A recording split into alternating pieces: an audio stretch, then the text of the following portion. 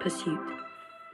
Young to old, from that very first handhold, clutched like paper straws, grasping for more. To games or winning fame or toys or childhood ploys, to chase after at the sunset, to pursue tomorrow's joys, to parties, grades, success and stability, for a career, for love, for an inner sense of serenity, reaching for the world to experience equality, security, whilst holding the hands of our very own insecurity and endless pursuit.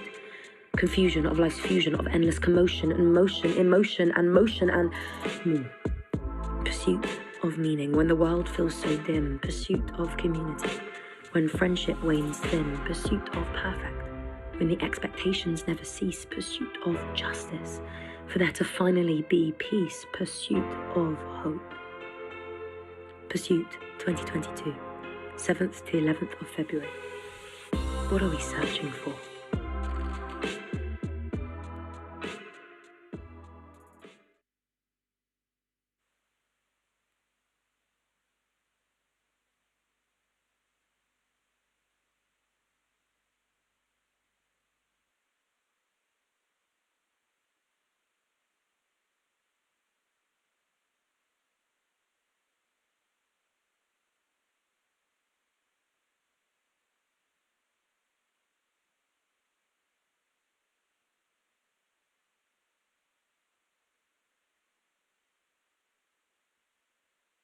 Sorry.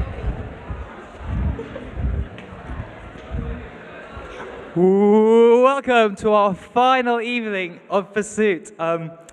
We're so sad that we're at the end of the week already, but we have amazing things happening tonight. If you're joining us for the first time, or if you're joining us for the 10th time, you are so welcome. Thank you so much for coming. And if you're joining us on the live stream as well, hello to you as well. Hope isolation isn't getting too boring. My name is In Young. I am a second-year engineer at Clare. Sorry, the mic's not working. And hi, I'm Molly. I'm a second year at Selwyn.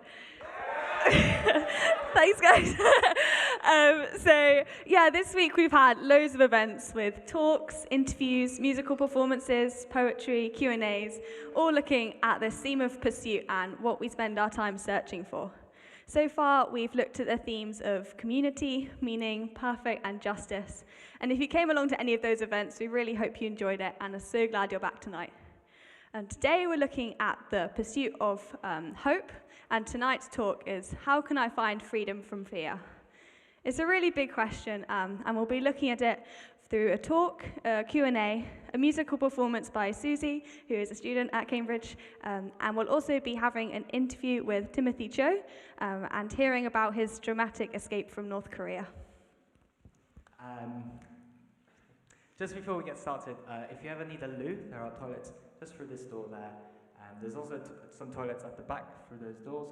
There are a few upstairs and one downstairs. The one downstairs is an accessible toilet. We also have a quiet room, which is just through this door and upstairs. If you ever need to spend some time on your own thinking about what you just heard, please do feel free to use it. And if you do have any more further questions, please ask one of the stewards. They'll be wearing a navy pursuit jumper. They'd love to answer your questions. Cool. So, kind of in the theme of hope, not really, a bit tenuous, but we've got a would you rather quiz for you to have a go at, if we can get that up. It's a Cambridge edition, and if you go to the next slide, yeah, it's on Mentimeter. So if you could scan the QR code or go to www.menti.com, I can read out the code. It is 21044924. Give you a minute to get that up.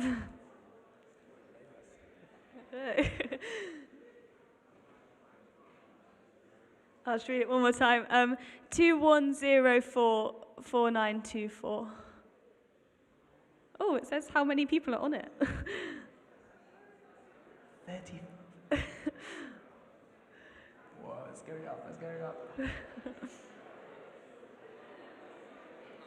Oh, and also, if you're on the live stream joining us, you can go to that as well. Hopefully you can see it.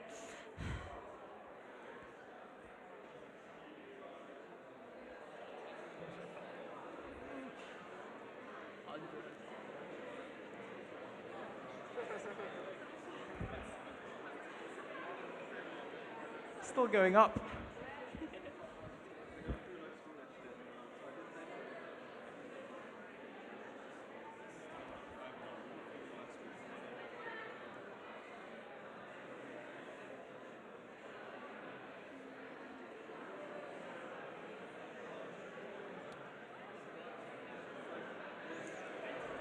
And if your phone's not working, just borrow a friend's and have a go at it together. We have 150 people. That is amazing. Okay, should we go to the first one? And the code still will be on there, so don't worry if you haven't got it yet, you can still go up. Okay, first, would you rather? Would you rather Fitz Billies or hot numbers? If we go to the next slide, and then people can vote. There you go. Oh. It's quite close. Come on. I think Fitzbillies is just about taking the win. Yeah. So it's Chelsea Buns. Okay, next question. Okay, would you rather get to Voy for free for a year or have free Jacks for a year? It's a very, very good question. Can we have the answers? Oh.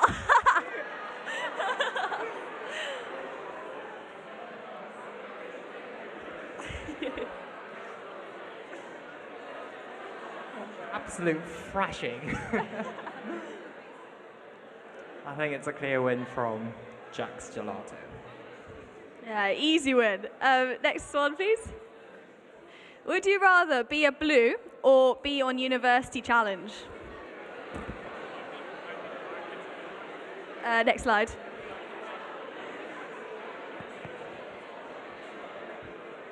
Oh. A lot more sporty people, or wannabe sporty people. I think blue won it.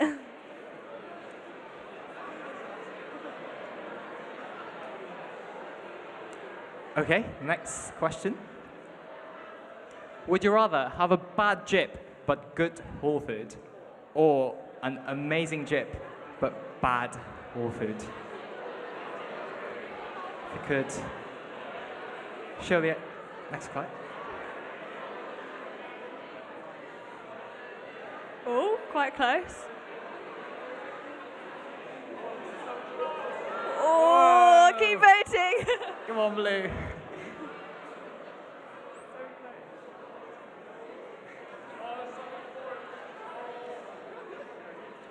Oh. I think the jip just about won that. So, wow, that's very close. Next one. Would you rather pull one all-nighter in the week or get up at 6 a.m. for rowing every day? Next slide. Can you go to the next slide? There we go.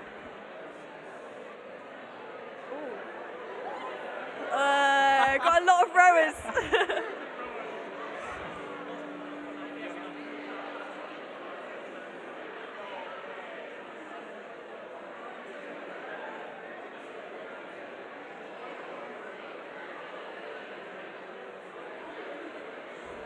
I think we've got about 100 rowers here.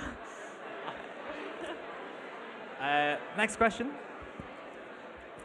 Cafes are important to Cambridge students. Waterstones or Nero? Next slide. Oh.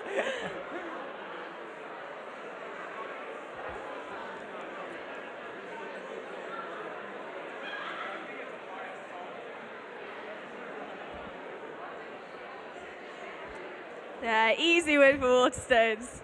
Next one. Would you rather start snoring loudly in a lecture or drop your tray in the middle of hall?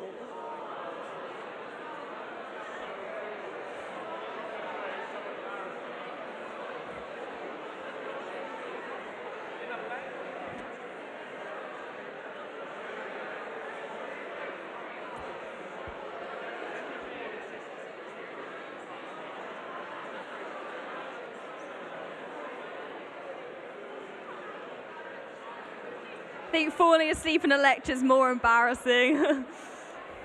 Okay, next question. Would you rather let your DOS go through your whole carrot roll or share it with your whole year at college? Yeah, some. Next slide.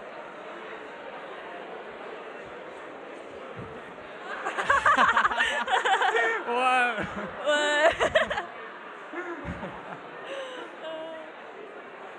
Okay, I think this is a clear win, yeah.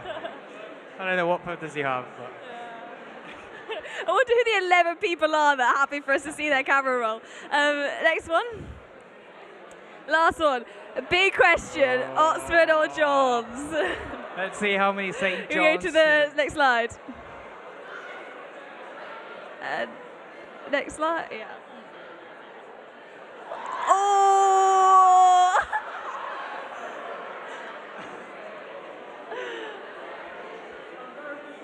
Wow.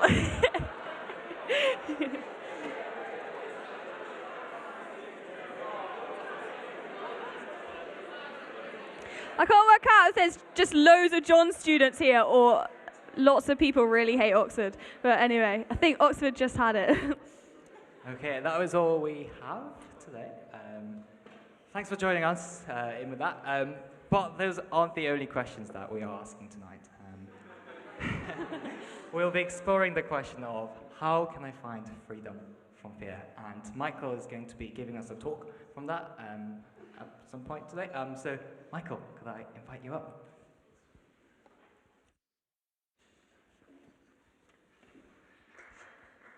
Oh, thank you. It's always good to get the round of applause before you start speaking, because you're not guaranteed to get it afterwards. So, for those of us who don't know you, Michael, who are you and what are you doing here? Yeah, well, some of you have been here each night and you have heard this answer 4 times already, and I'm still Michael Otts. I still come from just outside Leicester. I still do this as a job. I get to speak at events organised by Christian student groups, both here in the UK and other parts of Europe. I'm still married to my wife, you'll be glad to know, who is still called Rebecca, and I'm still speaking for one more night at your week of events, which is why I'm here. Cool. So, Michael, you've been here for about a week now. We hope you've enjoyed it. What's been your favourite part about being in Cambridge? Yeah, lots of things. As the survey showed, I'm now also a big fan of Jack's Gelato. So that is a nice way to unwind at the end of an evening, isn't it? So I've tried a few flavours from there. So that's been my kind of culinary joy of the week. But actually, I've just really enjoyed the events, being able to chat to just a lot of people over the course of this week who are chewing over some of these big questions. And it's a joy to be able to do that. So we're exploring the theme of hope tonight. Mm-hmm. So the theme of that, when you were younger, what did you hope to become when you were older? Yeah, I kind of changed my mind quite regularly, but I think the one I most hoped to be was actually a farmer. Which I'm really glad now that I didn't become one, because when I was a teenager, I used to actually go and do some, as a child, I'd go and help on a farm nearby, and I thought it was very cool because they had big tractors. Actually, as a career choice, it may not have been so good. So I kind of went between. I also wanted to design football stadiums. And so I genuinely was going to go into architecture because I thought it'd be great to design football stadiums. Every exercise book I had was like filled at the back with designs for new stadiums for Leicester City and Leicester Tigers. And then someone said, no, if you do architecture, you'll probably just spend most of your time designing extensions for people's garage and things like that. And that kind of put me off. Great. Well, thank you so much. We'll hand over to you now. Great. Fantastic. Thanks, guys. It is great tonight to be here. Welcome. Really wonderful to have you with us. And it's also really wonderful to have Timothy Cho with us tonight. And we're going to be hearing something of his story. So do give him a big, warm Cambridge welcome. Timothy, come and join me.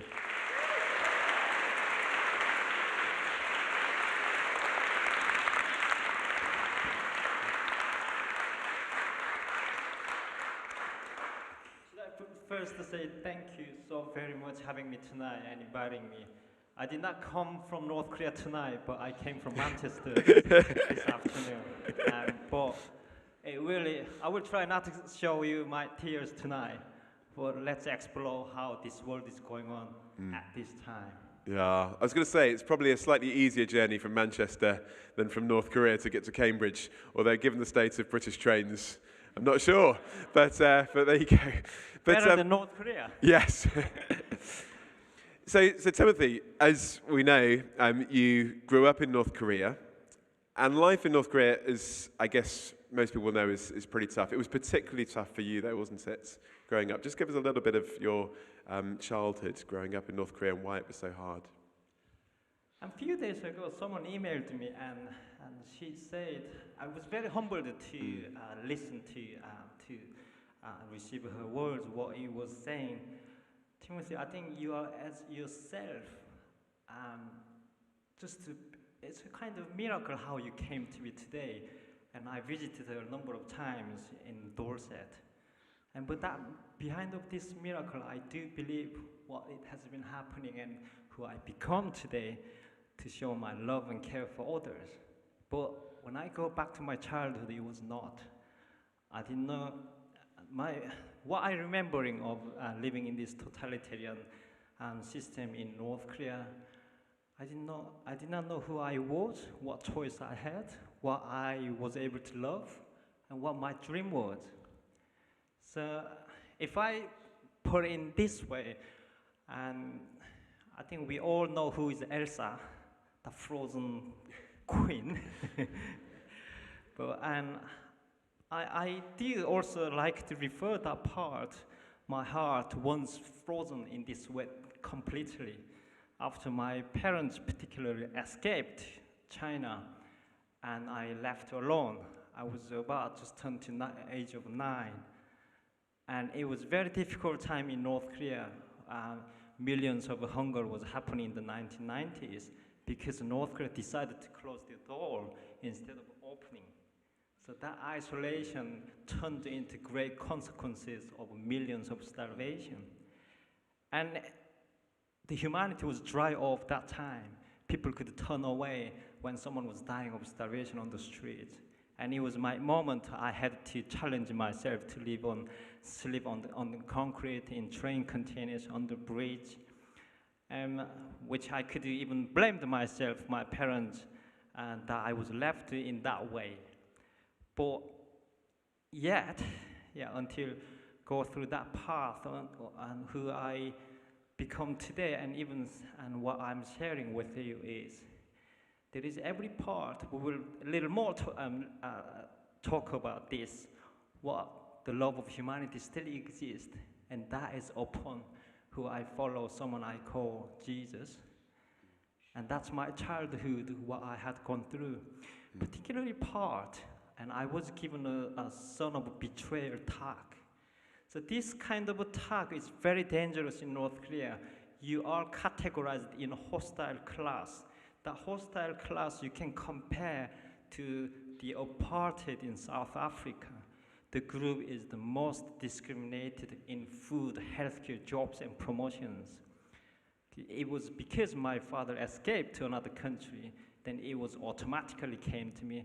I was given no opportunity at all in the end. Wow. So your parents had escaped. Because of that, you were the lowest of the low. You're living on the streets, and there's no prospects, no hopes for the future. So you decided to escape too. How old were you when you first attempted to escape? And I was just turned to sixth form college age here. It was scary when I made that decision to escape to another country. You probably all familiar that border between South and North Korea. You can't go to South Korea straight because there are 2 million landmines between South and North. We call that demilitarized zone, which still exists. So most of North Korean escapees, what they do, they have to escape to China, from China to East Asian countries. The journey could be, who my father told me the other day, 6,000 kilometers he had to walk. So from England to North Korea is about 5,500 miles. Wow. And when I made a twice escape, And unfortunately, there were 4 times imprisonment I had to experience during this process. For purely, I was seeking for a free democratic life. And when I crossed this 2-month border, you have to swim in order to get to China, but you have 50-50.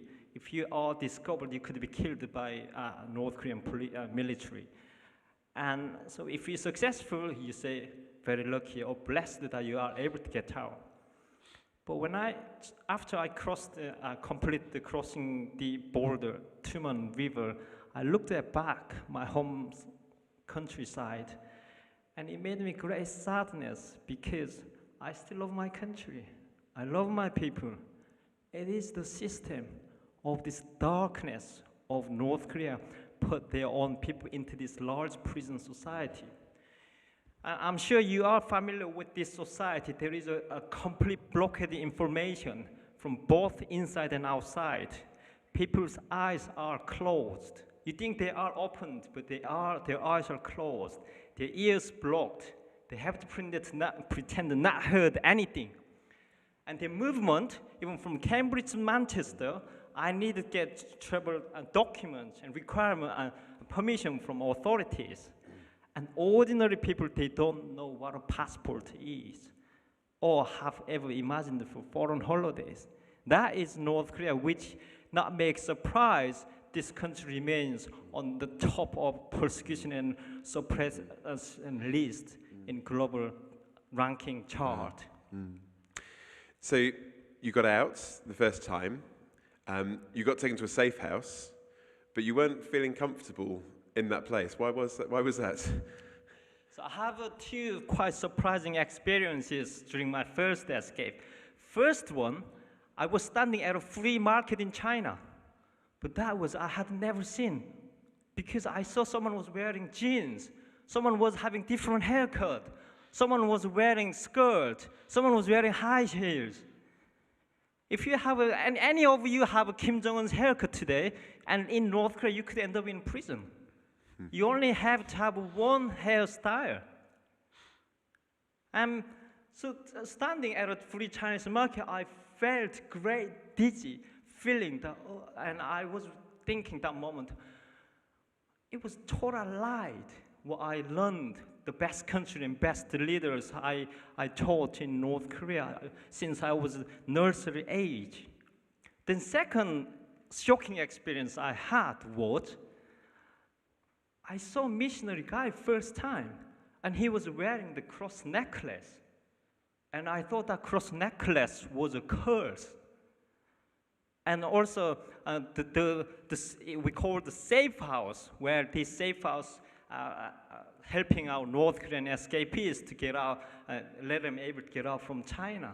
But in this safe house, they had North Korean children, several children in there. I thought they were all kidnapped by these missionaries, because I was brainwashed. And textbooks, films, dramas, they are everywhere in North Korea describe about anti-Christianity propaganda and context exist.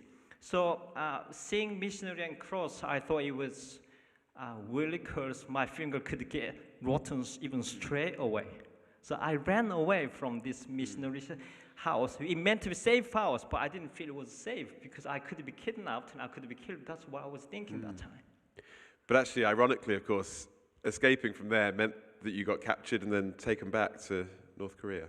That's right. If I follow this way, some of you may believe, some of you not, but there is this phrase, maybe he agree.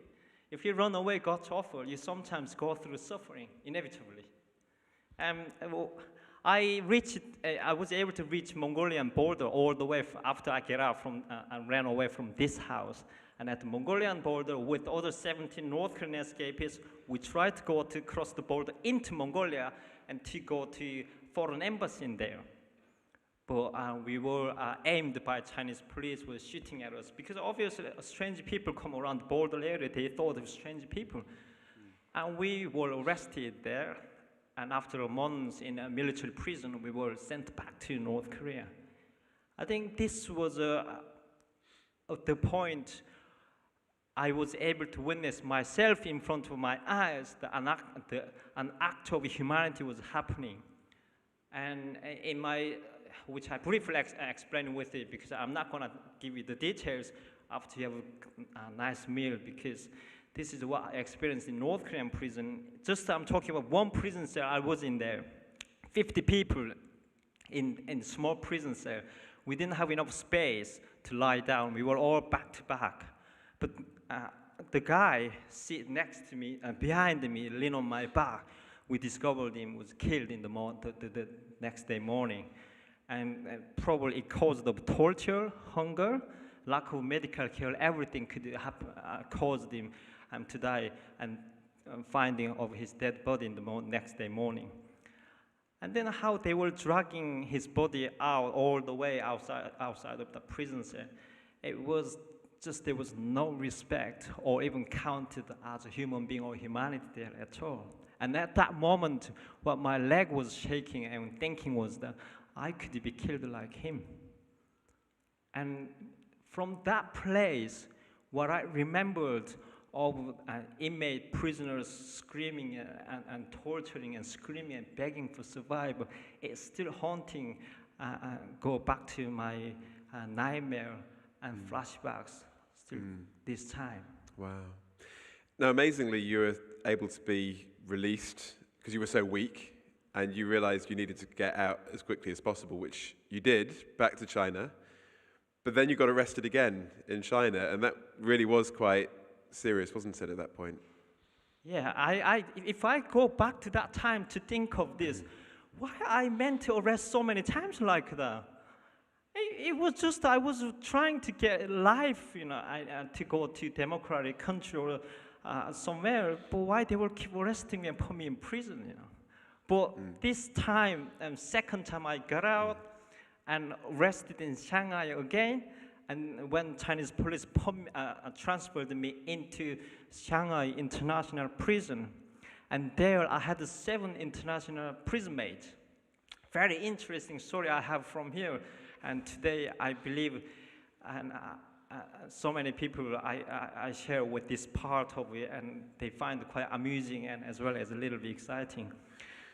And among these 7 people, one of them was, you can imagine why they end up in prison. American, Japanese, Malaysian, Chinese, Colombian, and South Korean. Myself was a North Korean, the youngest one. But this South Korean guy, he was a gangster. And do you know what he was doing in that prison? He was reading this Bible. I didn't know what Bible was that time. And I was in tears every night when I got in this prison, because I knew what second repatriation to North Korea that could lead me to end up in a prison camp or publicly executed. I went to American school in Shanghai. You know, you remember between North Korea and the US, how even between Kim Jong-un and Mr. Trump was fighting between the small and big nuclear buttons, you know. So that propaganda is significant in North Korea. And as a child, as a boy, I remember in North Korea, our play activities was hitting American soldiers into the shape of toys. And then we were cheering for that because we beat Americans. So that kind of propaganda exists in North Korea. I went to American school, asked for the help to get out from the boat.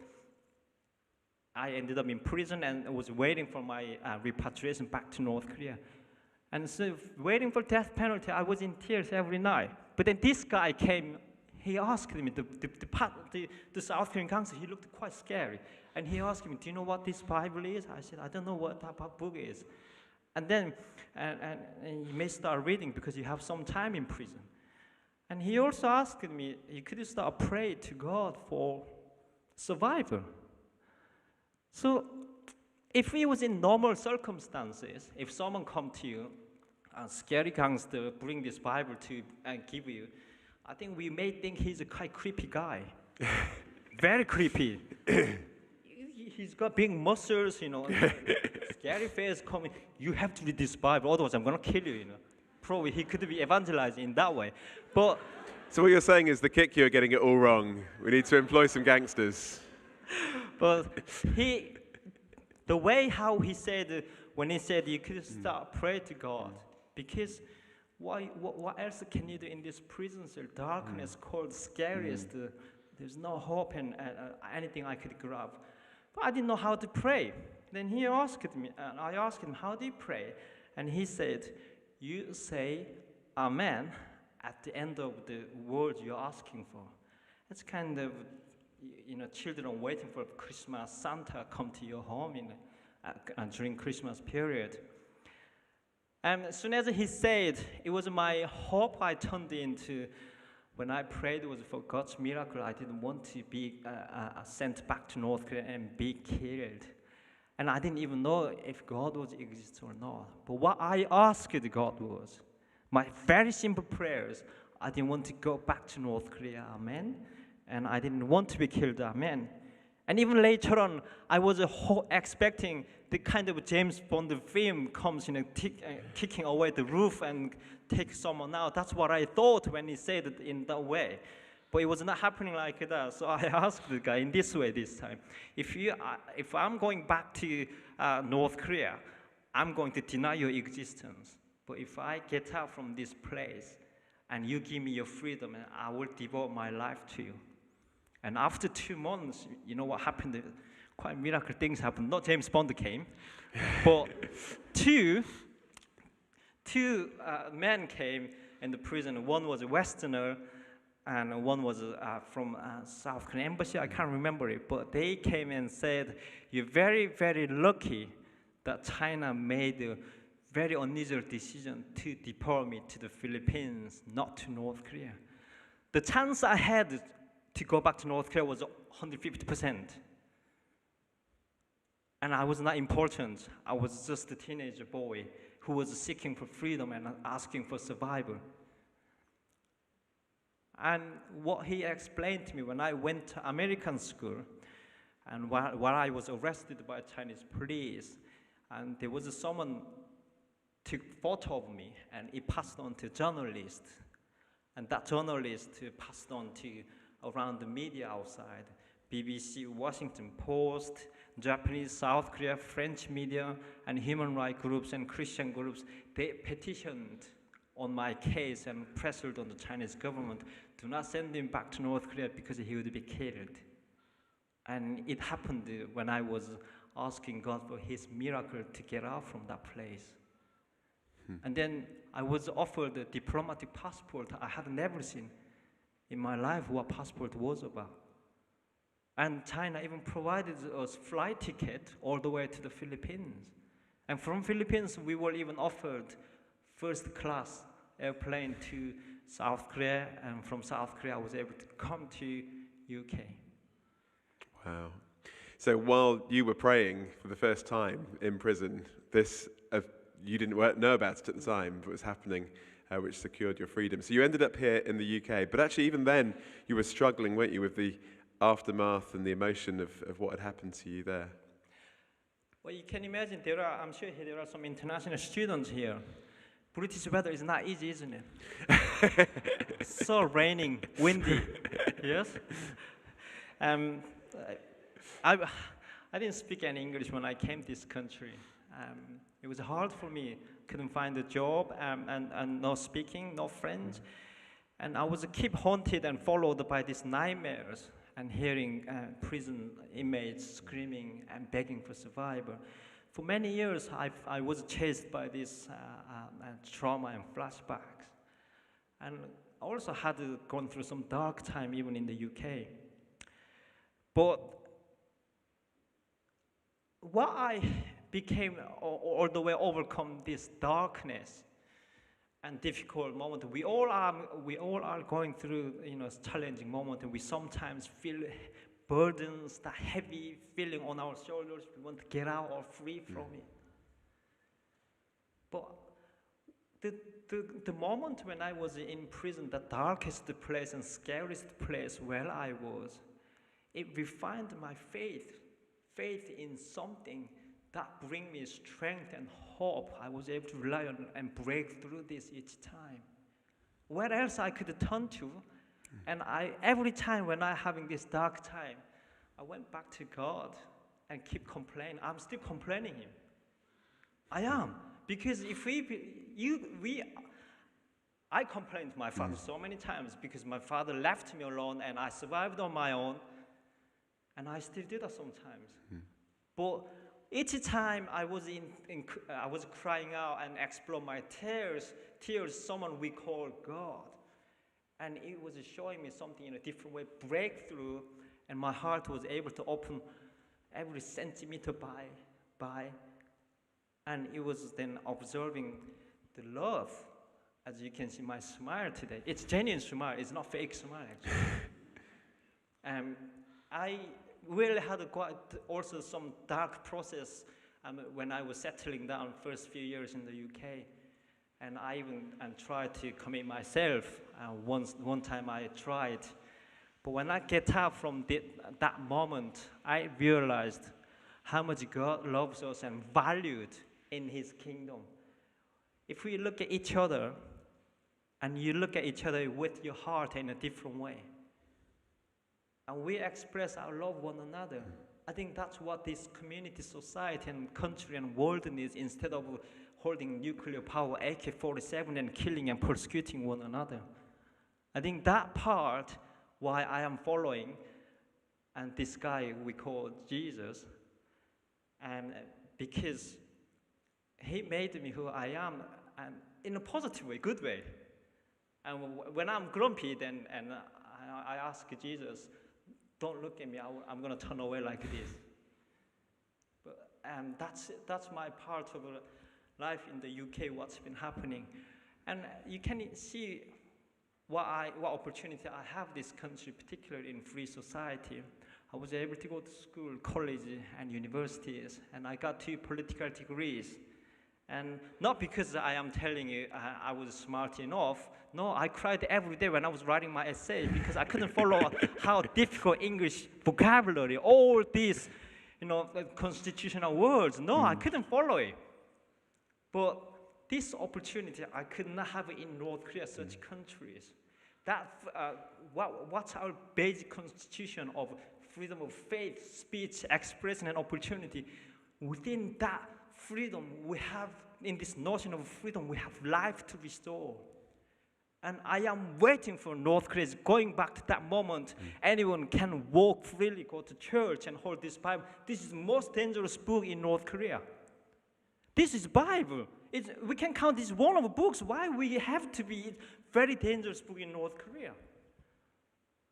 Because such countries, they can't allow such freedoms, people to express, explore, and show your views freely and develop your ideas and creating many opportunities. And your gift in your each heart, we all have it. Michael, I have different one, you have it. And that is denied, ignored, and oppressed by such leaders like this. There are 360 million people worldwide are being persecuted at the moment. Look in China, how many? 1 million Uyghur Muslim prisoners. And what about Rohingya people? They have no home. And what about 82 million refugees? According to International Refugee Center, they have no home, wandering around and forced to flee their homes due to war, conflict, and persecution. This is not world meant to be. That's why we need more love, an act of love each other to express. What else do we need then?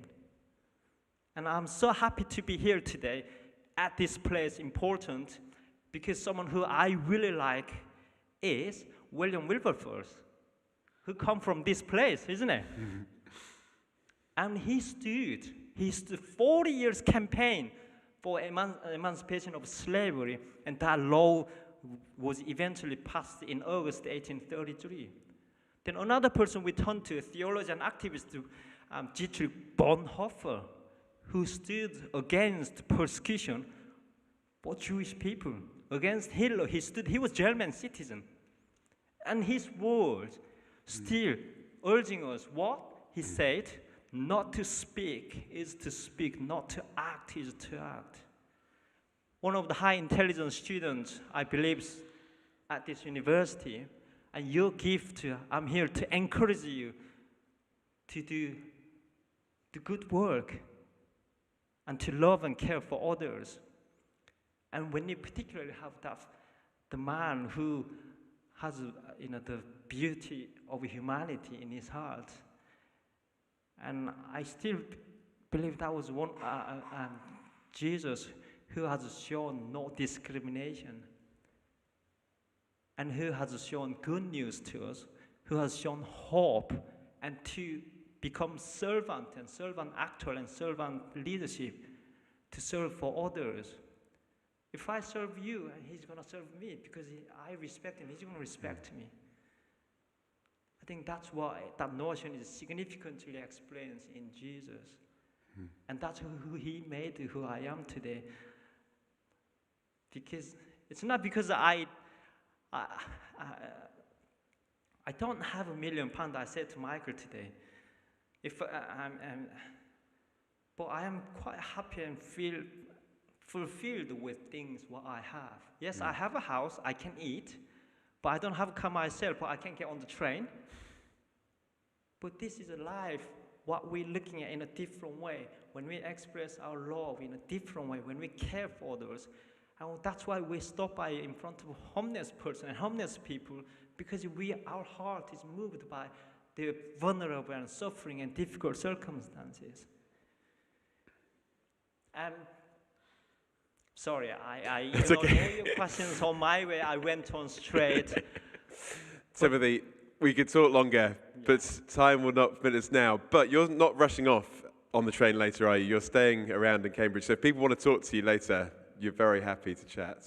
Yeah? Thank you, Michael. Timothy, thanks so much for sharing some of your story, how just not only have you discovered freedom from a political system, but the freedom from the fears and the anxieties that you found in Jesus, and how that's motivated you to be involved in what you're doing now. We really appreciate you coming all the way down to share that story with us. Thank you. One last sentence, I want to say this. Sure. Someone said this: the two greatest days of your life are the day you were born and the day you find out why. And we can think of why you are born. And if it's mine, I think I stand upon its values of love to act and care for others in my heart.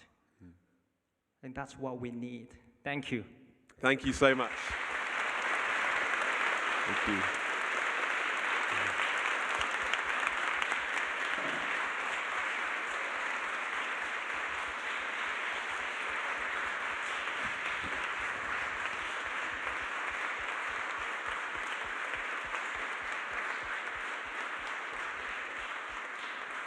That was amazing. Do stick around at the end. Timothy would be really happy to chat. Great to have, not all the way from North Korea, but from Cambridge. From which college? King's. Okay. Not St. John's. It's okay. From King's. Sorry. You guys from St. John's? Sorry. We have Susie here tonight. And Susie's going to come and perform a piece for us now. So let's enjoy.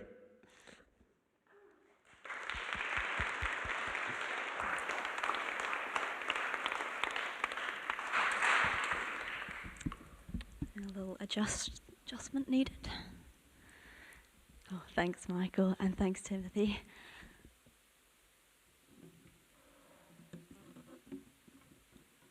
Cool, and I'm Susie, as spoken. I did also go to CATS for my undergrad, so shout out to those guys.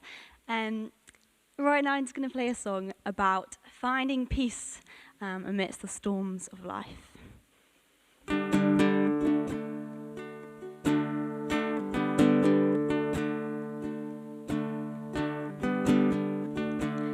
Even when I'm late and it's raining, I stop and photograph the plants between the paving. And I've still got deadlines and parking fines, but I found a break in space and time. And I have peace now in my soul. This, the calm within the storm.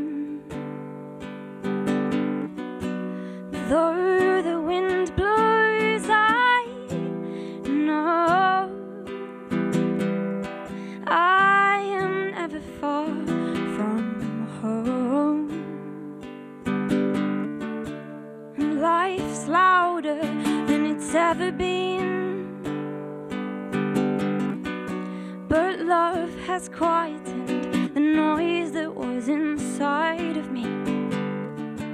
The earth, the moon, the stars, they all help me see how me and my life are small.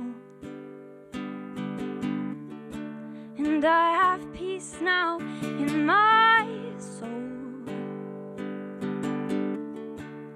This, the calm within the storm.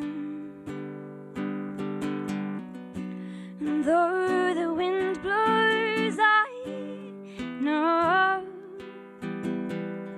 I am never far from home.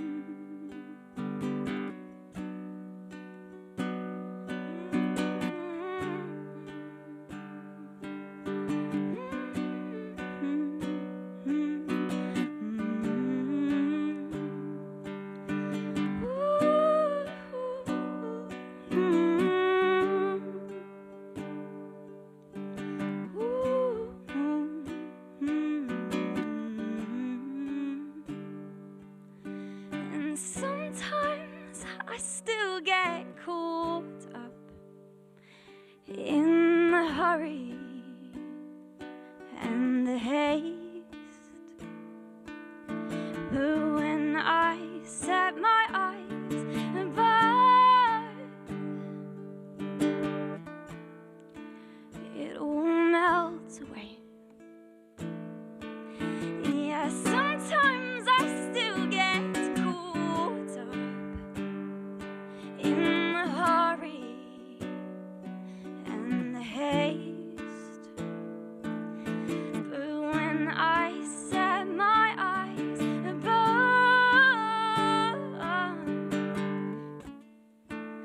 it all melts away. And I have peace now in my soul. This, the calm within the storm. Though the wind blows, I know I am never far from home. I am never far from home. I am never far from home.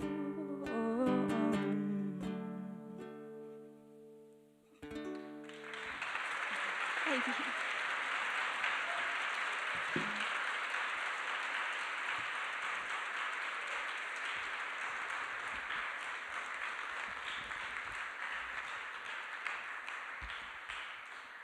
Thanks so much, Susie. We're going to hear again from her at the end. Well, we're looking tonight at this question: how can I find freedom from fear? Just to give you a heads up, like other nights, we're going to have a short time of Q&A at the end. So do go to Pigeonhole at any point and be sticking your questions there and seeing what other people are asking as well. And we'll look at those a little bit later on. It was a cold December morning when a US Navy submarine came to the surface at exactly the same time that a Coast Guard destroyer was in its path. The two vessels collided and the submarine sank to the bottom of the North Atlantic Ocean. A search party was sent to try and work out whether there were any survivors still inside the submarine. And as they went down, they heard the sound of tapping coming from the inside of the hull. They discovered it was Morse code. And the message kept repeating itself over and over again, and it was simply this: is there any hope? Is there any hope? And actually, that is a great question to ask, isn't it, as we look at our world that we live in today, as we've heard tonight of the injustice in places like North Korea. Is there any hope? As we stagger out of the aftermath of a global pandemic, is there any hope?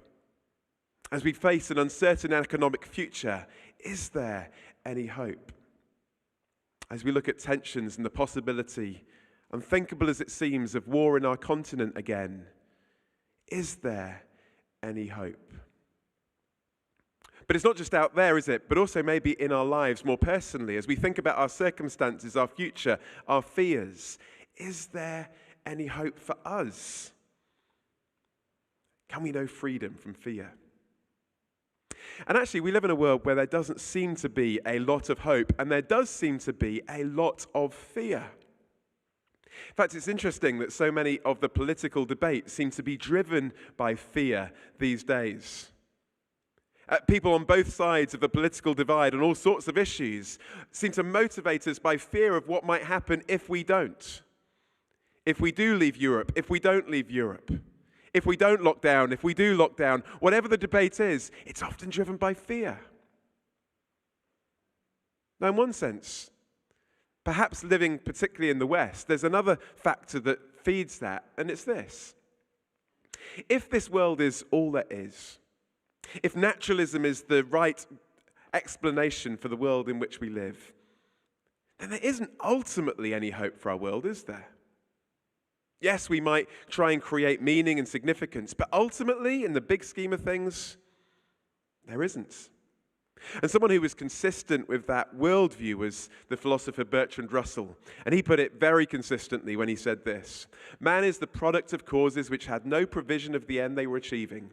His origin, his growth, his hopes and fears, his loves and beliefs are but the outcome of an accidental collocation of atoms. No fire of heroism, no intensity of thought and feeling can preserve the individual life beyond the grave. But all the labors of the ages, all the devotion, all the inspiration, all the noonday brightness of human genius are destined to extinction in the vast death of the solar system. And the whole temple of man's achievement must inevitably be buried beneath the debris of a universe in ruins. Only within the scaffolding of these truths, on the firm foundation of unyielding despair, can the soul's habitation henceforth be safely built." Cheerful chap. But actually consistent, because if that is the case, if at the end of the day we're heading towards nothingness, what is the point? I mean, have you ever thought, on a kind of microcosm, if at the end of your 3, 4, 5 years at Cambridge, the university are going to say, "Well, thanks so much for your money. Goodbye. We're not giving you any degree." Would you bother? Would you bother with all the heartache and all the studies if you knew it would count for nothing? But what if that is the ultimate verdict on life? It's pretty depressing, isn't it? But is that the ultimate verdict on life? Is that where we're heading? Or is there something more? Beyond this life, beyond death, beyond this world, is there hope, or is there just fear? I was recently in South Africa, and just south of Cape Town, where I was, there is the most southwesterly point of the African continent, Cape Point. It's a beautiful place to go and visit. And until about 500 years ago, no one from Europe had been beyond this point. It's a very dangerous part of the sea where two oceans meet, and many had tried, but all had failed to go any further. Until this guy, Bartolomeu Dias from Portugal, sailed down the coast of Africa beyond this point and back from the other side. He was the first man to do it. And because he did it, because he came back safely from the other side, they changed the name of that place to what we now know it as. Not what it was once, the Cape of Storms, but to what it's now called, the Cape of Good Hope. Because someone had come back from the other side and could declare there is hope. There is something on the other side. And in many ways, that is a beautiful illustration of the claim that lies at the heart of the Christian faith. That there is someone who has come back from the other side and says there is hope. There is more.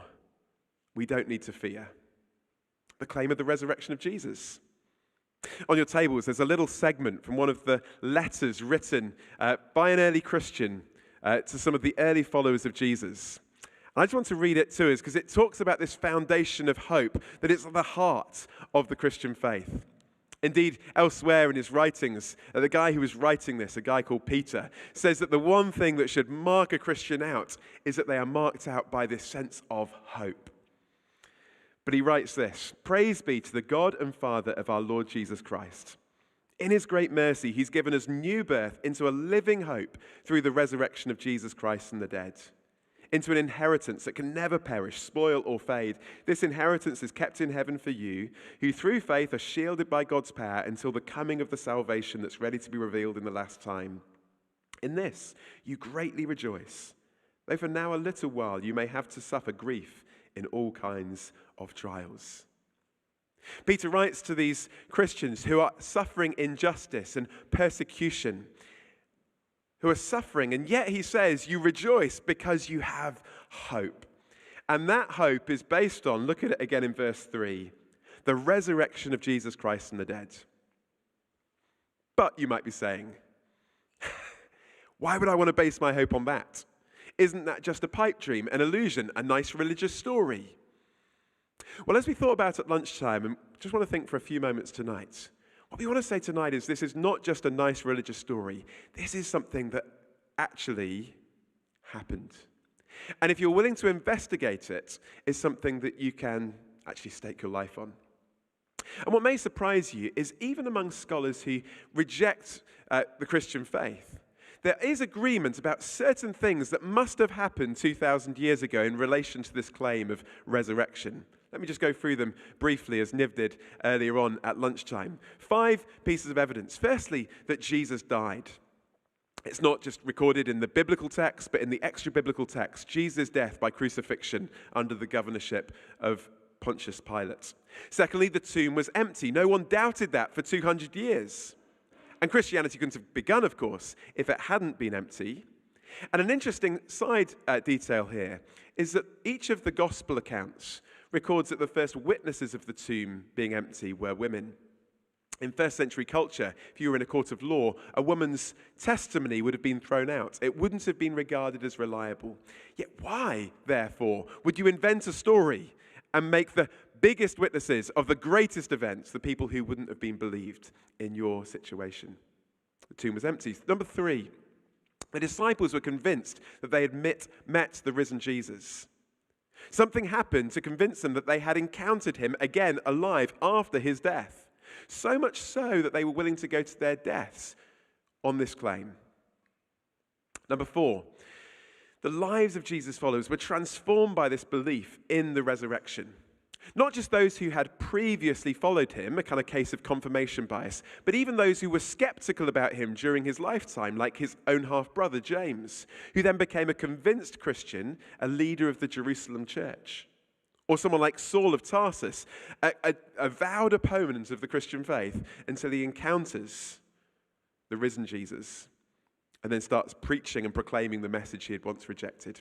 And then number 5, this explosive growth of the Christian church within these first few decades of these events, all based on this idea that Jesus was alive. In fact, it was so explosive and so rapid that Tacitus is able to say that Nero was able to fasten the guilt of the fire of Rome upon the Christian community in that city because they were so numerous. Not that they were guilty, but he was able to do that because it spread. Now, the question we need to ask is this. If that is what happened, how do we explain what happened? Actually, interestingly, over the last 200 years particularly, as people have objected this to scrutiny, only certain alternative explanations have been put forwards. If you can think of a better one, stick it on the pigeonhole later on. But how do we explain it? Well, some people say this. We can explain it away by saying that someone else died on the cross. That's often the claim that's made by many of my Muslim friends. Jesus didn't actually die on the cross. It was someone else. I guess the question I want to raise there is, where does that idea come from? It certainly doesn't come from any of the contemporary witnesses. In fact, the first time this is suggested is several centuries after the claim, after the events. No one at the time made that claim, and Jesus was a prominent figure who would have been well known, and people wanted to make sure he was well dead. Some people say, well, maybe Jesus didn't actually die. He kind of passed out on the cross. He revived in the tomb. People mistook that for resurrection when it was really a kind of case of resuscitation. Now, bearing in mind that crucifixion was pretty brutal and there was no record of anyone ever surviving it, even the one time when someone was taken off the cross while they were still alive, they still died from their wounds later. But let's kind of imagine somehow this happened, that Jesus wasn't really dead, and he was taken off the cross and he was put in the tomb. At some point over the next 3 days, what would have happened was that Jesus would have to kind of revive, and then he would find himself wrapped in yards and yards of burial cloth. So he would kind of have to unravel himself rapidly and then wrap it all up again and put it on the side. And then he would have to push this large stone away from the entrance to the tomb, beat it past a whole legion of Roman guards, wash off the blood in a nearby river, find some clothes from a passerby, appear in a room that was locked to his scared disciples, and then convince them that he was the Lord of history, that had conquered death and not a desperately sick man in need of urgent medical care. In other words, that's very hard to imagine happening, isn't it? Let's go for number 3. Number 3, some people say, well, the women went to the wrong tomb. Actually, I did have someone once say, well, they are women and they're bad at directions, which I would not say because the blokes would have gone to the wrong tomb as well. And actually, my wife's far better at directions than me. But let's imagine that they did, okay? Let's imagine that all the disciples repeatedly on every occasion kept going to the wrong tomb. By the way, you don't often forget where you bury someone if you've had to do that. But let's imagine they did. A few weeks later, one of these disciples, Peter, stands up in the same city and starts declaring to the thousands of people present that Jesus isn't dead, but he's alive and his tomb is empty. Can you imagine what would have happened? Some guy at the back of the crowd would have stood up and said, Peter, I think you guys went to the wrong tomb, you idiots. Jesus' tomb's down that road. That's Uncle John's tomb. They took his body away weeks ago. Everyone would have had a good laugh, the Christians would have looked very stupid, and the whole thing would have died a death very quickly. What about this? Number 4.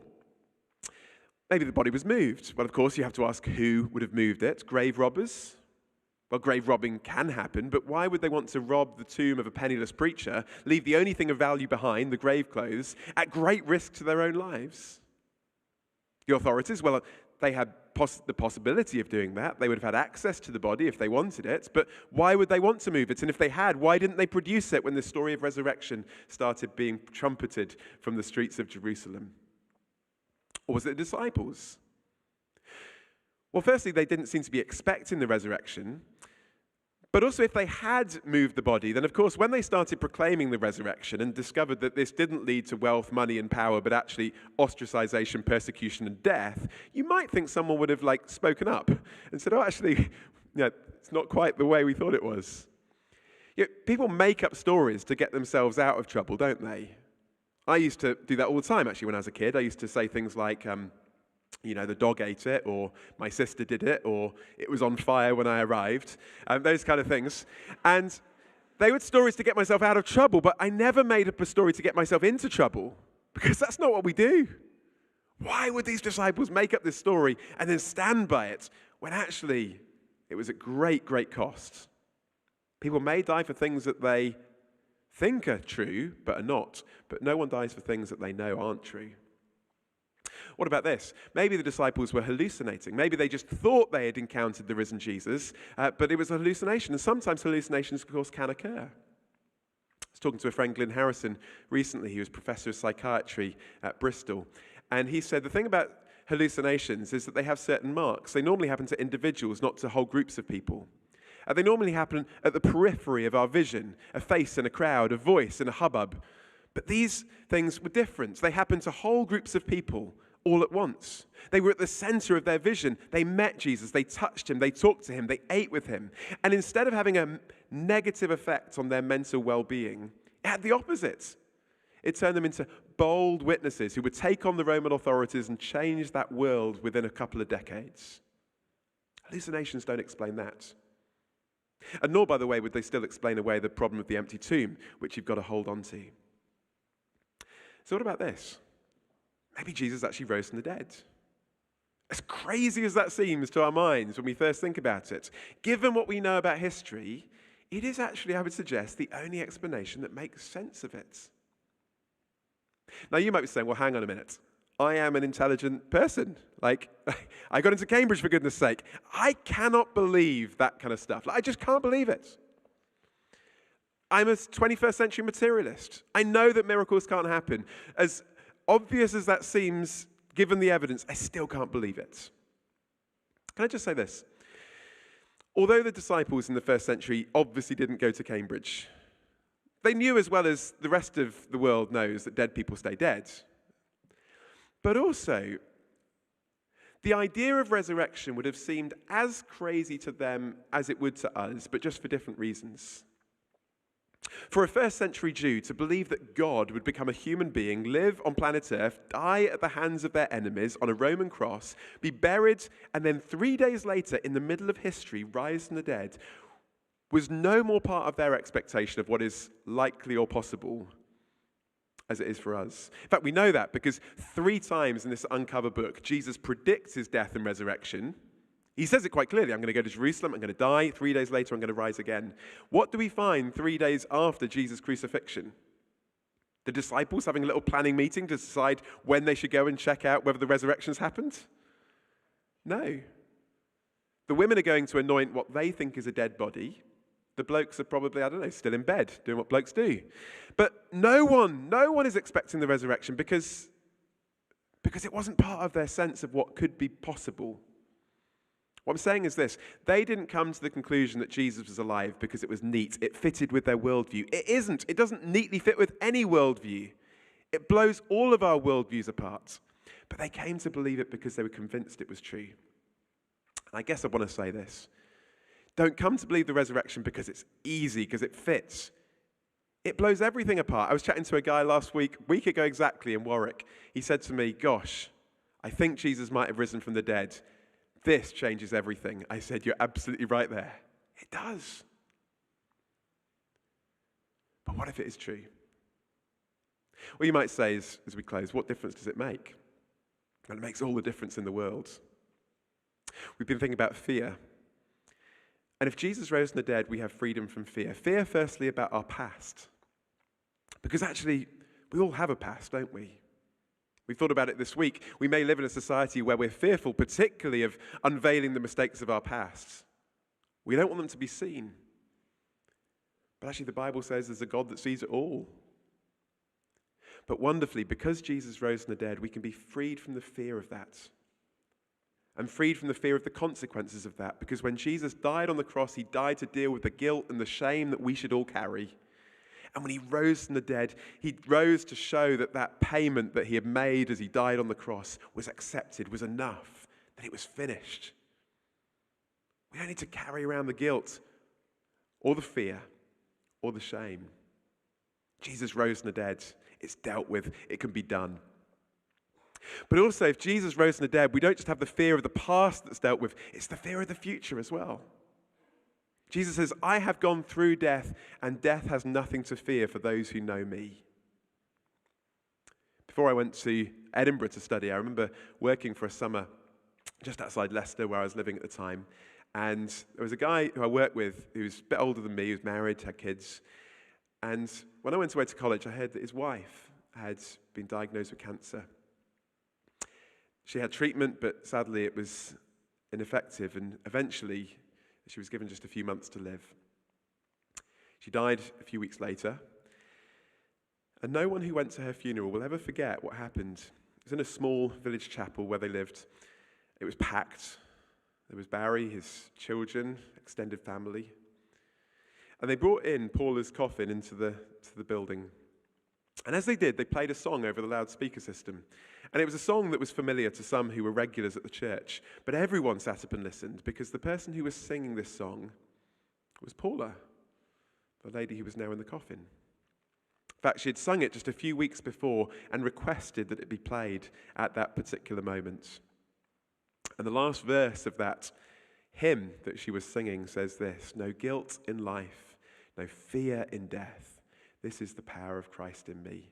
From life's first cry to final breath, Jesus commands my destiny. No power of hell, no scheme of man could ever pluck me from his hand till he returns or calls me home. Here in the power of Christ I'll stand. And she could sing that because she knew that Jesus was alive. She didn't need to fear. Death was not the end. Death is not a full stop, just a comma.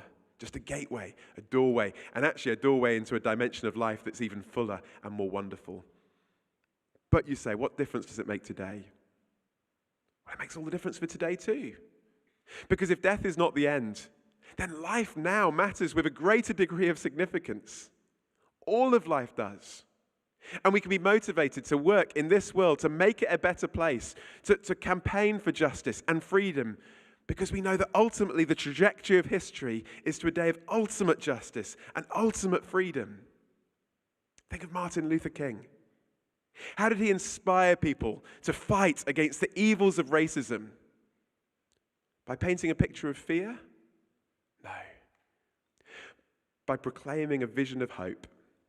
A day when one day all God's people, of whatever race and colour, are brought together in unity. It was the hope that he had as a Christian that drove him to make a difference in this world now. And when you have that hope, it doesn't mean you bury your head in the sand and think, oh, it doesn't matter. Everything matters. And we want to make a difference. So I guess my question is, do you know that freedom and that hope tonight? And if you don't, what's stopping you from discovering it? Just before I say one last thing, I've asked Susie just to come and play one more song for us. Because actually we've heard loads this week, haven't we? Different talks, different Q&As, different speakers, different conversations. Maybe this song is just a good opportunity for us to reflect. What do we make of all of this at the end of this week? Have we experienced this yet? And if not, what is stopping us? And if we'd like to, in a moment, I just want to explain how you might discover that freedom and that hope for yourself as I wrap up. But just to give us a chance to reflect on that, over to Susie.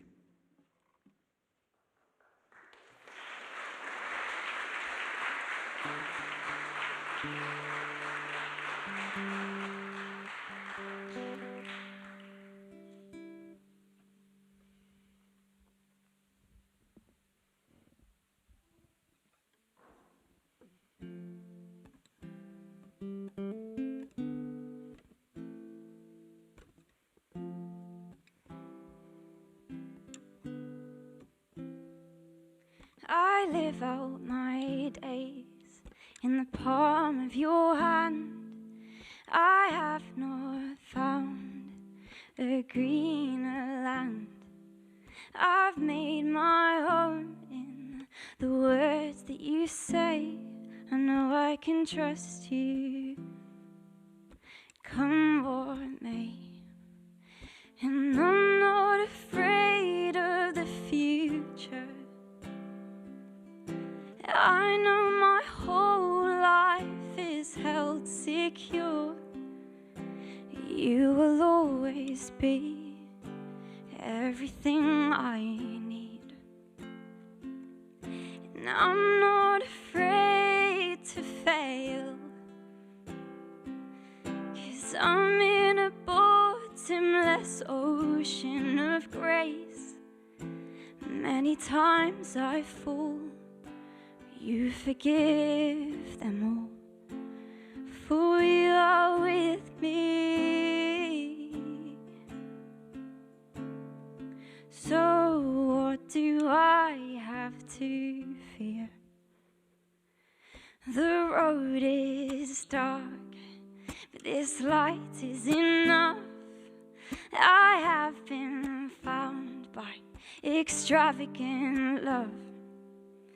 You came and you bled and you died and you rose. So in every moment I have this hope, and I'm not afraid of rejection. I know I'm already accepted. You say I am loved no matter what I've done. And I'm not afraid of being lonely, 'cause now I'm a part of your family. If I travel far and wide, you're always by my side, for you are with me. So what do I have to fear? Nothing. Oh, you're with me. So what do I have to fear? Nothing, nothing. Oh, you're with me.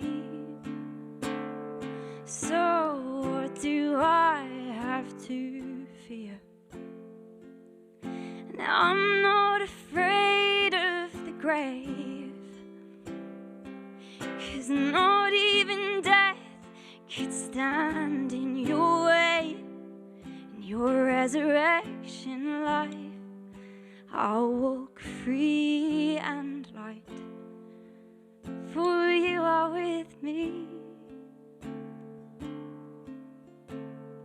So what do I have to fear? Oh, you're with me. There's nothing left I could fear.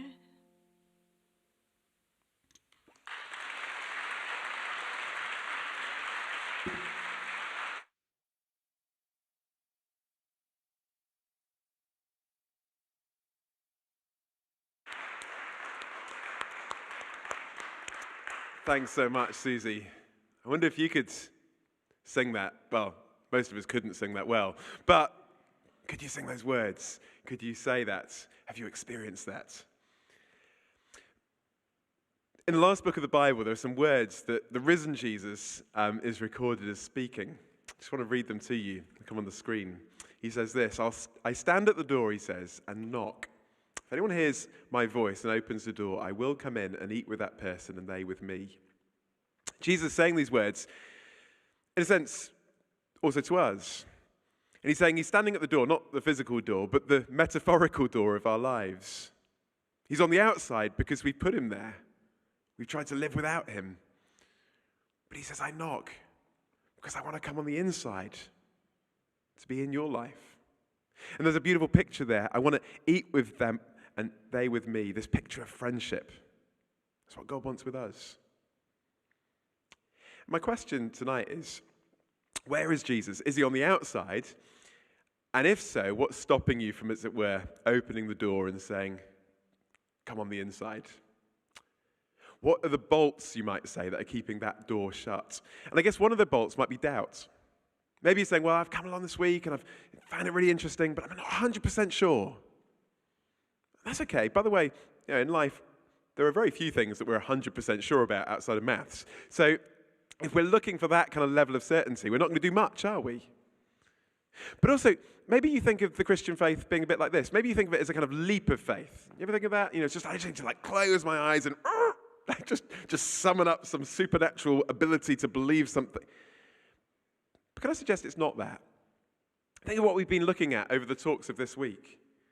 Think about the evidence for God that we've thought about. Think about the reliability we've talked about of the gospel accounts of Jesus' life. Think about the evidence for Jesus. Think about the way that Christianity makes emotional sense. Think about the resurrection that we've thought about tonight and the evidence for that. Think about the way it's made a difference in people's lives, as we've heard about not just tonight, but through this week, not just from people from North Korea, but also people here in Cambridge.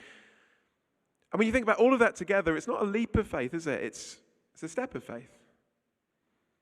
Still faith, but there's good reasons for taking it. And maybe for some tonight, actually, it would be a bigger leap to now reject everything, given what you've looked at and now what you know, than it would be to accept it. That would be a more sensible thing to do, perhaps. Maybe, though, it's not doubt that's keeping the door shut. Maybe it's fear. Fear of, how your life will change. And the reality is, if you get on board with Jesus and ask him to come into your life, it will change your life. And it won't always be easy. And as we've heard tonight, for many people in the world, it will be very difficult. But it is worth it. If it's trusting someone who loved you enough to die for you and is alive to be with you through life, worth it. Maybe it's the worry about what other people will think. And for some of us, that's just the fear of maybe a bit of, social mockery. And I just want to say, if that's the case for you, look, if this is true, don't be a wuss. It's worth following. Go with it. Have the courage to go with it, even if it might be hard. For some, though, tonight, maybe it's much bigger than that. The choice to follow Jesus could have big consequences. And for some, in other parts of the world, it has seriously big consequences. But Jesus says two things into that. You could read them in this Uncover book in chapters 8 and chapters 10. He says this, there is a cost to following me, but the cost of not following me ultimately is bigger. And the best blessings, the benefits of following me will outweigh any cost. It is worth it. So what's stopping you from opening that door? Look, some of you might be here for the first time tonight and going like, whoa, like I've got lots of questions, and that's fine. We're just so happy you're here. But some of you, you've been coming, and actually you think, I think this could be true. And I just want to finish tonight just with a short prayer for anyone who wants to do that, to say to this God who loves you in Jesus, I want you to come into my life. Give me this hope, this freedom, this forgiveness that we've heard about this week. And if that's you, then as I pray, not a magic formula or anything like that, but just a way of expressing what you want to do, then maybe this will be helpful to echo silently in your heart. If you don't want to do that, that's fine. Just listen. But if you do, maybe this will be a helpful way to respond. So let's just have a moment of quiet. You can close your eyes if you want. Just a few seconds to reflect, and then I'll pray. And if you'd like to pray too, then just silently, maybe these words would be helpful for you.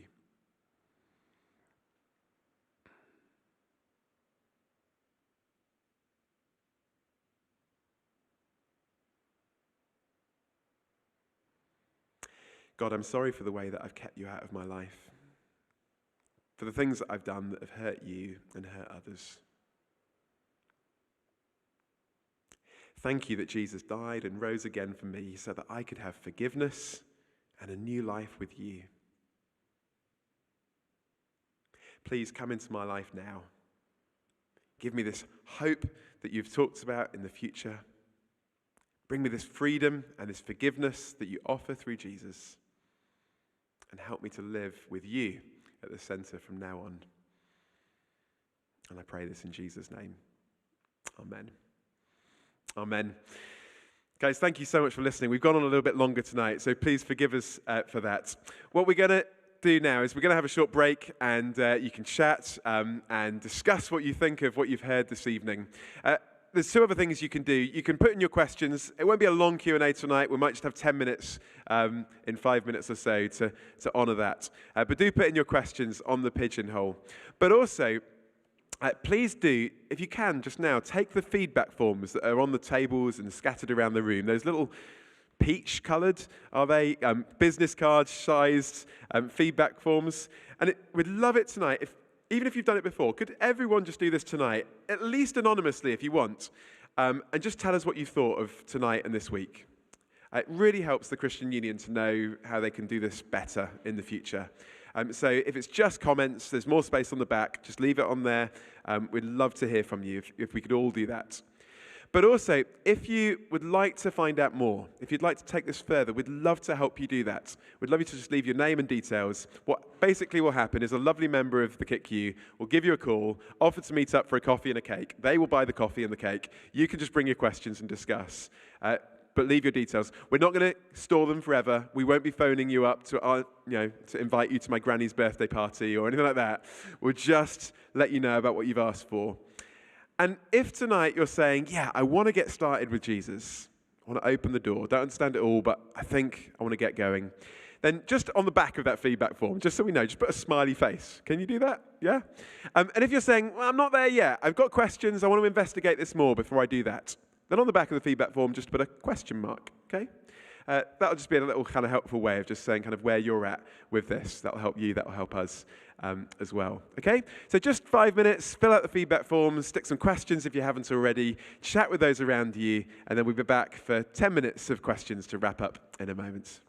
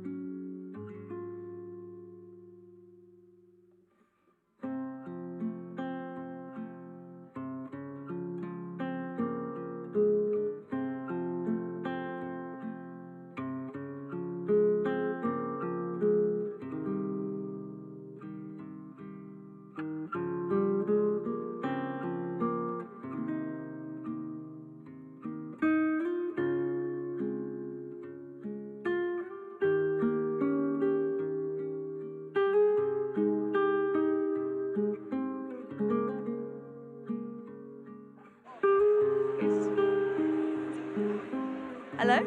Oh, yeah. Okay. We're just going to move on to the Q&A now. If you could start finishing up those conversations, that'd be great.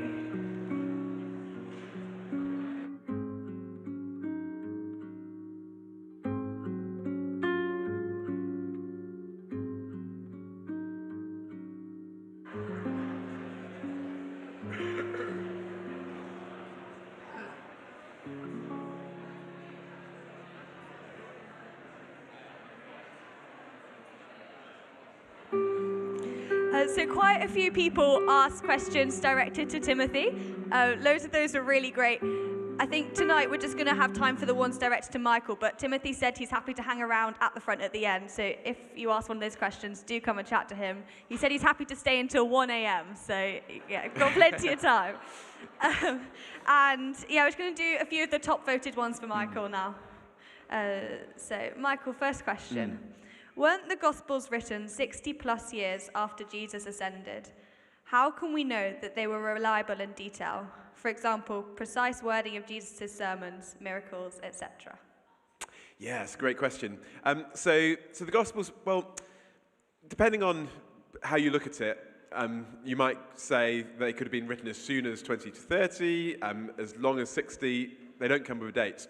The key thing is they're written within the first century, which is really important because it is a time when the contemporaries of Jesus would have still been alive, eyewitnesses would have still been around, not a couple of hundred years later, as the biographies of some other religious figures are written with a much, much bigger gap. But let's say, let's take it that it is a longer period of several decades. What about the details? Well, there's a few things I guess we could say there. Firstly, the kind of events that the Gospels are recording are not the kind of things you forget easily. I mean, I do forget like what I had for dinner last Wednesday. I didn't forget what I had, on the first date when I went out with my now wife, because it was more memorable, okay? Apologies to the people I went out for dinner with last Wednesday. So some things are memorable. Jesus' teaching, by the way, was teaching that was done in a very memorable way. So it was simple. There were stories. It was the kind of stuff that is easy to retell decades later. Also, in an oral culture where you couldn't Google everything, it was a lot easier. In fact, many cultures today are much, much better at remembering things than we are. And one of the problems of our phones is actually it's causing us to lose our ability to remember stuff in that way. And also bear in mind that the Christian faith is based on this claim of the resurrection of Jesus from the dead.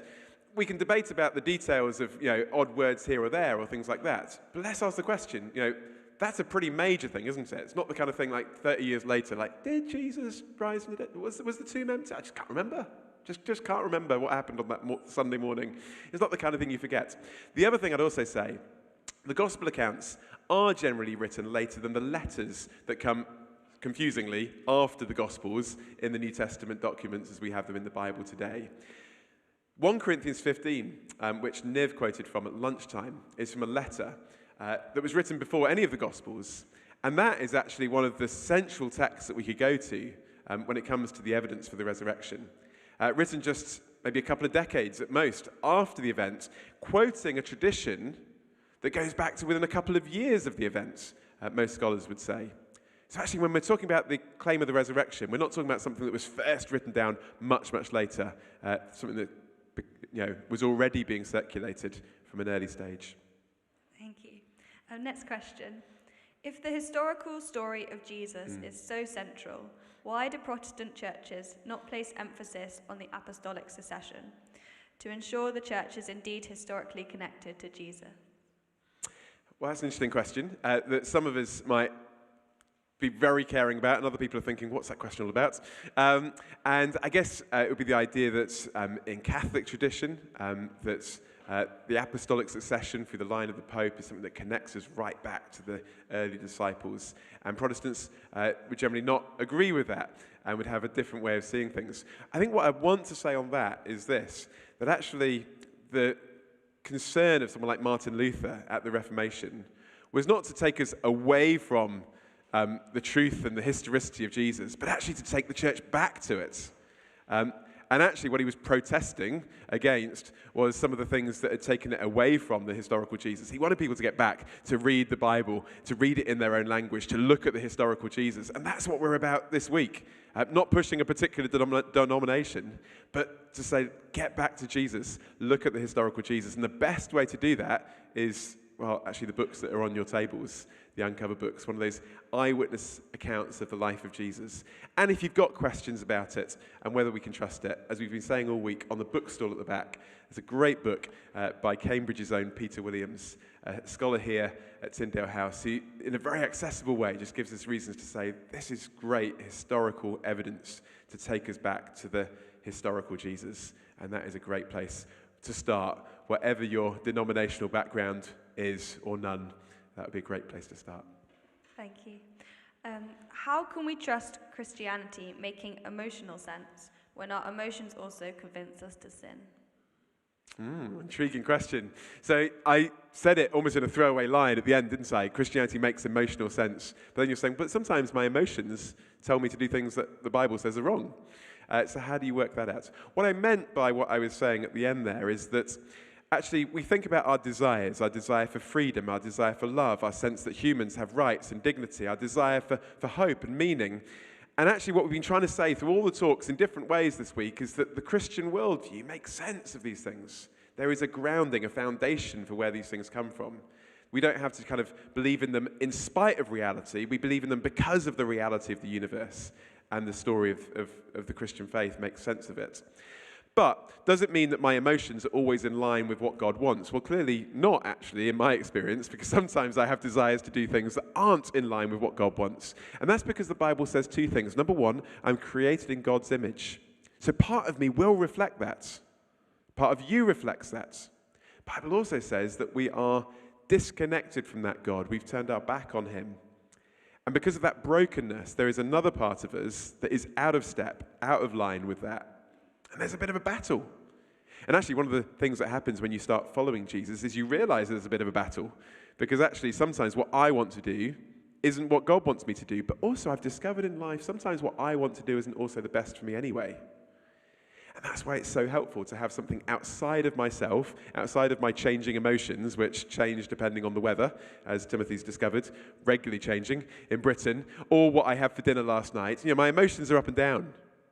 But what if there's something that's solid that I can go back to? And that's why it's so good to go back to Jesus, what God has said to us through him, and that becomes a foundation which is objective, regardless of my emotions.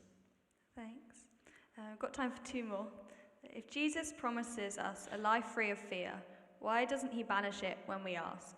Why do we still experience it?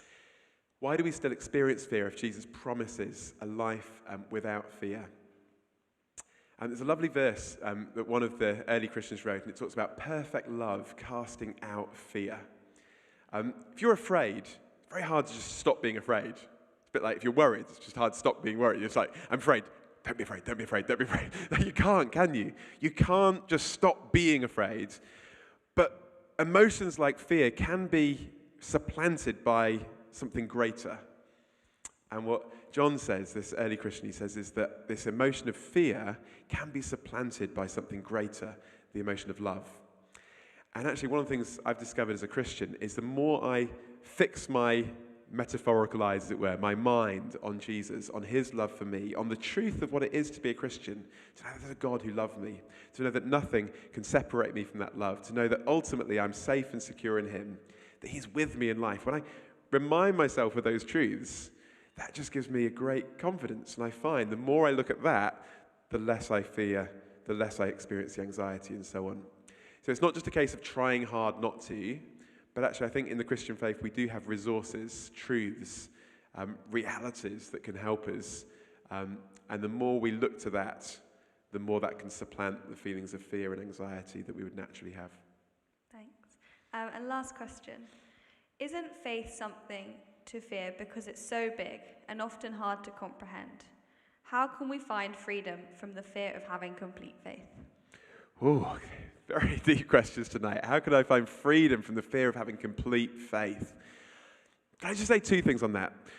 Firstly, if you're contemplating whether you're going to put your trust in Jesus, and that feels a bit scary, you're not alone, okay? In one sense, it is. It's a big decision. I'd also want to say, if Jesus rose from the dead and did what he claimed to do and offers what he claims to offer, then it's also the most sensible decision we'll ever make. But it's a big decision. It will change your life. And if there's a sense of anxiety, yeah, there should be. But then also I was pretty scared about getting married. Not because I didn't want to, just because it was big. And that's true, isn't it? Of big, life-changing things. Wonderful things, but sometimes scary things. But maybe the question is also getting at the sense of, I feel like I've got to have perfect faith before I can come to Jesus. And I found two things that Jesus said really helpful. Once he said, if you've got faith the size of a mustard seed, I've never actually seen a mustard seed, but I'm told it's pretty small, okay? If you've got faith the size of a mustard seed, then that can move mountains. In other words, it's not the size of your faith, but it's the object of your faith that really matters. Lovely picture, someone once said, imagine you're kind of coming to the expanse of a lake and it's frozen, okay, somewhere in, I don't know, I was going to say in Siberia, but you wouldn't be worried about whether it's completely frozen, because it'll be definitely frozen. But let's say it's in Cambridge, okay? It's kind of, it's winter and it's cold, and you're kind of thinking, can I go out onto this lake? And so you're kind of nervously kind of stepping out. You haven't got much faith in this ice to hold your weight. And then someone else comes and runs across the lake, and they've got lots of confidence. But actually, whether you're nervously walking or confidently skating, if you step out onto it, you're still on the ice, aren't you? And some of us might be nervously taking those first steps towards Jesus, thinking, can it really work? Will it really make the difference that we've heard it claims it makes? I say, even if you're like that, that's okay. There was a guy who came to Jesus, and Jesus says, do you believe? And this guy says, I believe, but help my unbelief. In other words, I think so, but I'm not sure. I've got some doubts. And I love what Jesus says. He doesn't say, come back when you're kind of more convinced, and then I'll think about giving you what you ask. No, he takes him, even with that kind of niggly, doubtful, uncertain faith, and says that's enough to get going. So if you're here tonight saying, look, I've got niggles and doubts and questions, and I'm just not sure, that's okay. That doesn't have to stop you from getting started. And actually, what the risen Jesus wants to do is come on board and help us and give us that internal assurance that we can then have, that you get not just from investigating it, which is great, but also from experiencing it as you step out and start walking with him. Can I just say one thing to finish? It has been an absolute joy being with you this week. Thank you so much for being so gracious in staying and listening and engaging and asking so many questions. Sorry we've not been able to answer them all. I am going to be sticking around if you want to ask more. But as I've said previous nights, I've got a little booklet here called Yes. And it's basically a book that explains what it is to take those first steps of faith in Jesus. And if you have done that, or have done it tonight, or are thinking about doing it in the future, seriously, I'd love to give it to you. So I'll be around afterwards. Just come and grab one off me. And you don't even need to say anything. Just grab the booklet, and it'll explain how you can get started. And also, if you've done that, it'd be really helpful to tell someone. At very least, just leave a feedback form with the smiley face. Someone would love to be in touch and just encourage you in what you might want to do now off the back of that. But thank you so much for inviting me. Well, I know you didn't, but you guys did. And thank you for the opportunity. And I do hope for many this week hasn't been the end. But actually, I hope tonight is actually the start of a wonderful adventure, discovering the most incredible truth in the world that really will change everything. So thank you. Yeah, thanks so much, Michael, and thanks for joining us this week.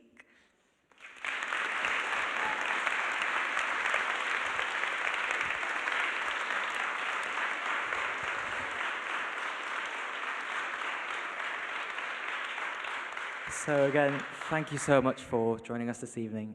We really hope you enjoyed it. Yeah, and like Michael said, there's orange feedback forms on the tables. It'd be so great if you could fill one of those out. There's also a bookstore at the back with loads of free books. Please do go and have a look at it and take any you like the look of. And if you're joining us on the live stream, you can find a link to an online feedback form and an online bookstore in the description for tonight's YouTube video. And as we heard in tonight's talk, we as Christians really believe that hope in the risen Jesus can help us be free from all our fears. So if you want to read more about this Jesus, then as Michael has mentioned, why don't you take one of these books? They're on your tables, and there's more at the back. And these are basically historical accounts of Jesus' life, written by a guy called Mark. So these actually, they have like questions in them to help you reflect on what you have read. And these are totally free, so please do take them. And if you have a Christian friend, when you ask them to read it with you, they'd absolutely love to do that. Yeah. So this week we thought about so many really big, important questions and had some really great conversations. And we really don't want tonight to be the end of that. So excitingly, next week we're starting something called The Search. It's going to be 5 Monday evenings, starting this Monday until the end of term. Every time there'll be a short talk, a space for discussion, and just a chance to look at the historical accounts of Jesus' life. There's some bookmarks to advertise on your tables. Do take one of those home. And I've also heard there'll be loads of donuts, so definitely go along to that. We've got a short video to explain a bit more about it now.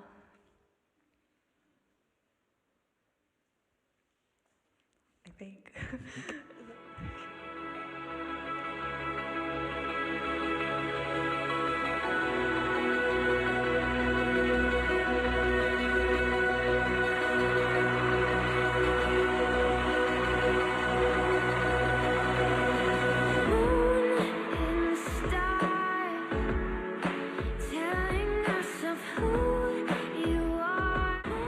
Every Monday night from 8 p.m, we'll be continuing the conversation at The Search. Join us as we dig deeper and explore who Jesus is, why he came, why he died, and what that might mean for us today. It'll be pretty informal with a short talk and plenty of room for discussion, space to react, interact, or maybe just listen. Whether or not you came to Pursuit, you're so welcome. I'll show you the way. This is St Andrew Street Baptist Church, and The Search will be taking place in the cafe just around the corner. See you there.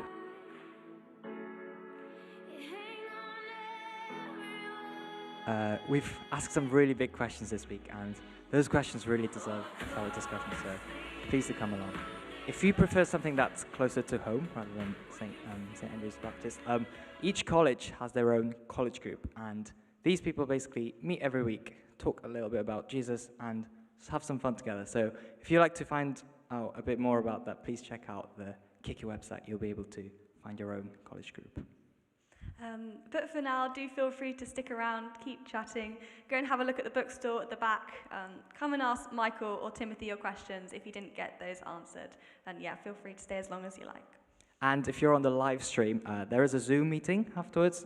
So if you have any questions or want a bit of a social, please do check that out. It's on the Facebook events description. You'll be able to find the link there.